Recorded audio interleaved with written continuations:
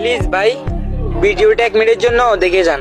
আজকে যে এই পরিস্থিতি হয়েছে ক্যাম্পাসে, অ্যাটলিস্ট আপনারা যদি কেউ দেখতেন, বিশ্বাস করেন আপনারা সারা জীবনের জন্য এই ছাত্রলীগ জিনিসটাকে যে কি পরিমাণ ঘৃণা করতেন বা ভয় পাইতেন আপনারা জানেন না।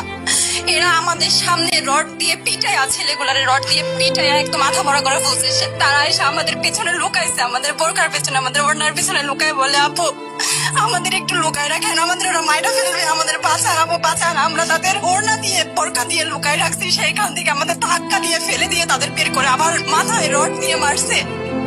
এমন অবস্থা। এবং তারা আমাদের ক্যাম্পাসের পরিচিত মুখ, আমরা চিনি তাদের, তারা এই অবস্থা করছে, রাস্তায় একদম শোয়াই ফেলছে। আমাদের হলের মেয়েদের বুকে বড় বড় যে আসতো ইট, এই ইটগুলো বুকে ফেঁকে দিচ্ছে, মানে একদম পুরো বুকে লাগছে, এরকম জামা কাপড় ছিঁড়ে ফেলছে, এত বাজে অবস্থা। অথচ আমার ব্যাচমেট, আমরা যাদের সাথে ক্লাস করি একসাথে বসি, আমি তাদের একটা কথা বলতে দেখি না, এগুলো নিয়ে একটা কথা নাই।